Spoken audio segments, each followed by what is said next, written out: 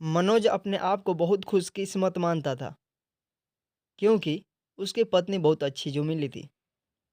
मनोज की पत्नी शीला और उसकी माँ में बहुत अच्छी बनती थी। दोनों माँ बेटी की तरह रहती थी। बहू अपनी सास से बिल्कुल बेटी जैसे ही बर्ताव करती थी। बेटी की तरह रूठ जाती थी और जिद करके अपनी बात मनवा लेती थी। मनोज एकलौता ही लड़का था। मनोज के पिताजी नहीं हैं। मनोज की आर्थिक स्थिति इतनी अच्छी नहीं है, लेकिन घर में शांति और प्यार होने के कारण वह मेहनत करके अच्छे से अपना घर चला रहा है। साथ ही माँ और पत्नी से इतना अच्छा सपोर्ट मिलने के कारण उसे बहुत मदद मिलती है। बहू और सास की इस जोड़ी की चर्चा अब मोहल्ले रिश्तेदार में भी होने लगी है। इनकी मिसाल दी जाने लगी है। कुछ लोग जलते भी थे। कुछ कहते हैं कि यह सब शुरुआत में होता है। थोड़ा समय जाने पर सारा प्यार खत्म और बहू अपने रास्ते और सास अपने रास्ते। सब कुछ अच्छा ही चल रहा था। लेकिन एक सुबह मनोज की माँ मनोज को जोर से चिल्लाकर उसके कमरे से बाहर बुलाती है। मनोज जो पूछता है, क्या हुआ माँ, क्यों चिल्ला रही हो?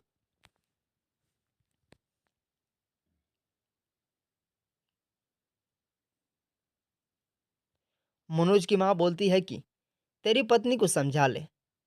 अब बस बहुत हो गया। मैं इतने दिन चुप रही, लेकिन अब मुझसे नहीं होता। वो हर बात में मुझसे जिद करती है। माँ ने शायद ही इतनी जोर से आज तक चिल्लाया होगा।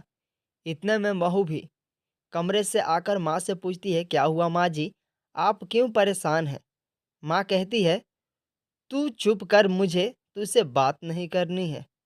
बहू कहती है, क्या हुआ, मुझसे कुछ गलती हुई है क्या? माँ बोलती है कि तू अपना यह नाटक बंद कर और मुझे अब तेरे साथ नहीं रहना है। माँ कहती है, बेटा तू मुझे गांव छोड़ा। बेटा बोलता है, वहाँ कौन है और वहाँ क्या करोगी?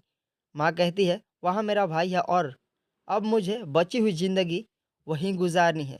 बहू बोलती है, माँ जी आप कैसी बातें कर रही हैं?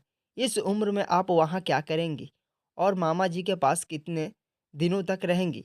हमसे कुछ गलती हो गई हो तो बताएं। माँ बोलती है, तू तो मुझसे बात मत कर।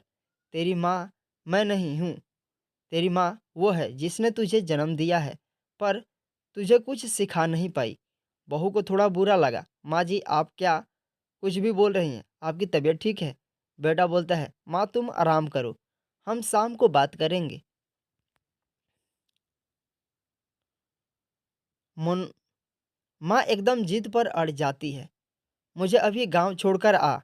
अब मुझे यहाँ नहीं रहना। मनोज और उसकी पत्नी को कुछ समझ नहीं आता, लेकिन माँ जिद पर अड़ी रहती है। तो मनोज को उनकी बात मानना पड़ता है और उन्हें गांव छोड़कर आना पड़ता है। घर आकर फिर वो अपनी पत्नी से बात करता है और उसे पूछता है कि तुमने उन्हें कुछ कहा क्या, जो माँ जी इतनी बिगड़ गई? शीला बोलती है, इस उम्र में अक्सर यह होता है, चिड़चिड़ापन आ जाता है।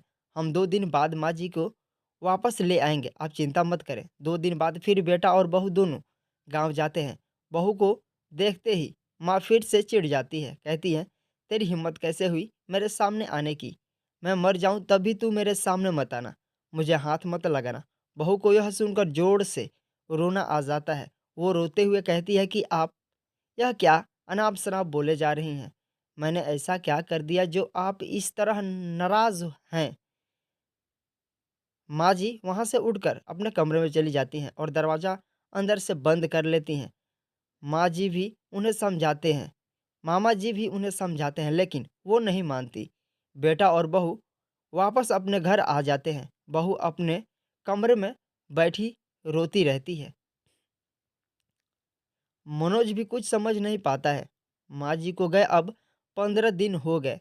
इतने दिन तक उनसे दूर ना बेटा रहा ना बहू। मनोज की पत्नी उन्हें फिर गांव जाने को कहती है और कहती है, जैसा मैं बोलूँ वैसा वहाँ जाकर कहना। मनोज जाता है और माँ को कहता है, माँ तुम्हारी बहू सीढ़ी पर से गिर गई है और 5 दिन से तुम्हें याद कर रही है। माँ एकदम से बोलती है, क्या 5 दिन और तू अब बता रहा है? वो फटाफट तैयार होकर मनोज के साथ वापस आती है। साथ में मामा जी भी आते हैं। माँ घर पहुंचकर जोर से पुकारते हुए दरवाजा से आती है, बहू बहू, और बहू के कमरे में जाकर बिस्तर पर सोई बहू के गले लग जाती है और रोने लगती है। बहू भी माँ जी से मिलकर रोती है। फिर बहू कहती है, जब आप इतना प्यार करती हैं तो वहाँ क्यों बैठी हैं 15 दिन से? माँ जी कहती हैं, तुमसे झूठ बोलकर मुझे बुलाया। हाँ, पर पहले बताओ आप ऐसा बर्ताव क्यों कर रही थी? आपको मेरी कसम। माँ जी बहू के फिर गले लगती हैं और कहती हैं, बेटा उस दिन जब मैं मंदिर से आई तो मैंने तुम्हारी और मनोज की बातें सुन ली। तुम बोल रही थी कि अभी हम संतान नहीं कर सकते क्योंकि उसकी ठीक से परवरिश नहीं कर पाएंगे। मनोज भी कुछ समझ नहीं पाता। माँ जी को गए अब 15 दिन हो गए। इतने दिन तक उनसे दूर ना बेटा रहा ना बहू। मनोज की पत्नी उन्हें फिर गांव जाने को कहती है और कहती है, जैसा मैं बोलूं वैसा वहां जाकर कहना। मनोज जाता है और माँ को कहता है, माँ तुम्हारी बहू सीढ़ी पर से गिर गई है और 5 दिन से तुम्हें याद कर रही है। माँ एकदम से बोलती है, क्या 5 दिन और तू अब बता रहा है? वो फटाफट तैयार होकर मनोज के साथ वापस आती है। साथ में मामा जी भी आते हैं। माँ घर पहुंचकर जोर से पुकारते हुए दरवाजे से आती है, बहू बहू, और बहू के कमरे में जाकर बिस्तर पर सोई बहू के गले लग जाती है और रोने लगती है। बहू भी माँ जी से मिलकर रोती है। फिर बहू कहती है, जब आप इतना प्यार करती हैं तो वहाँ क्यों बैठी हैं 15 दिन से? माँ जी कहती हैं, तुमने झूठ बोलकर मुझे बुलाया। हाँ, पर पहले यह बताओ आप ऐसा बर्ताव क्यों कर रही थी? आपको मेरी कसम। माँ जी बहू के फिर गले लगती हैं और कहती हैं, बेटा उस दिन जब मैं मंदिर से आई तो मैंने तुम्हारी और मनोज की बातें सुन ली। तुम बोल रही थी कि अभी हम संतान नहीं कर सकते क्योंकि उसकी ठीक से परवरिश नहीं कर पाएंगे।